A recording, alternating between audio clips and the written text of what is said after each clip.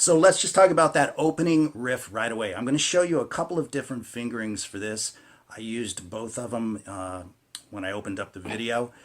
So here's the tab on the screen and slowing the lick down.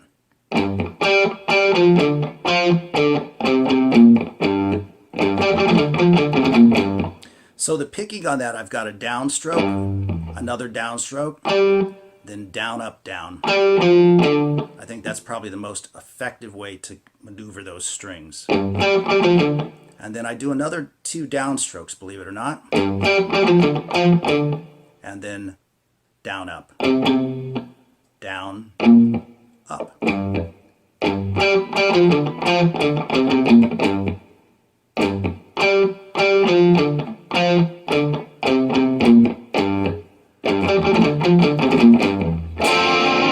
And then we hit a D7 sharp 9 chord, a la Jimi Hendrix. Okay, and the alternate fingering I wanted to show you is this one right here.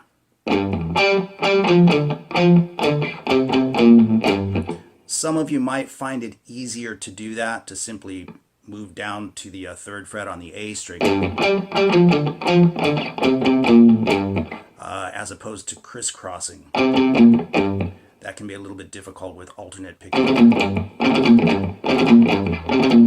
Some of you might find it easier to just play it on the 1 string. Either way is fine. Ted plays it with the pinky over here in the more box position, but either way is fine. It's the same notes and it sounds the same.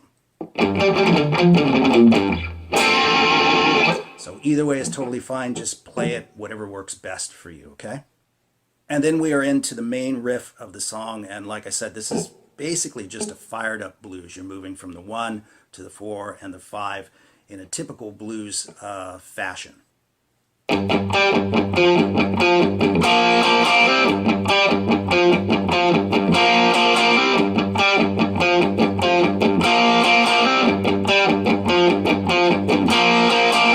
So that's like an octave type riff, right? We've got downstrokes on the 3rd fret on the 6th string, and then we're skipping a string and playing the octave, right? I use my pinky for that. You can use your ring finger if you want to, but as a note, all the notes played on the 6th string are downstrokes, and then the notes, the individual notes played on the D string, are all upstrokes, and there's definitely some palm muting going on back here.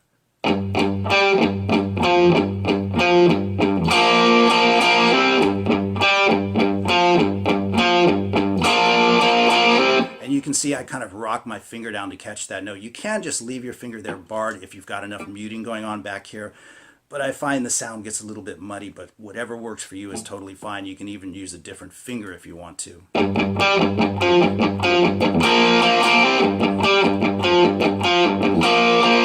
As I always like to say, whatever works good for you is the best way to do it. So we play the riff there 4 times, just like a blues, and then we take it up to the 8th fret. Exact same riff, and you might want to switch to your ring finger up here because the frets get, of course, smaller and closer together. 2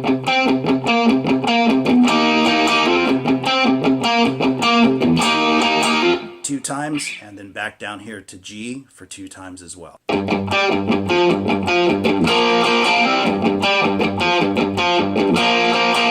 we move to the 5 chord, which is D. We've got a 1, 4, 5 in G, G, C, D. So we're at the 10th fret now, same riff.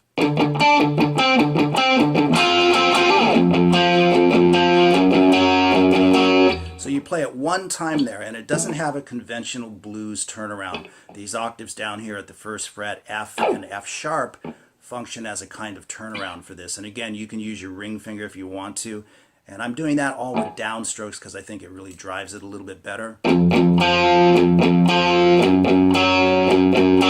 Or with your pinky. We come back to the main riff 1 time.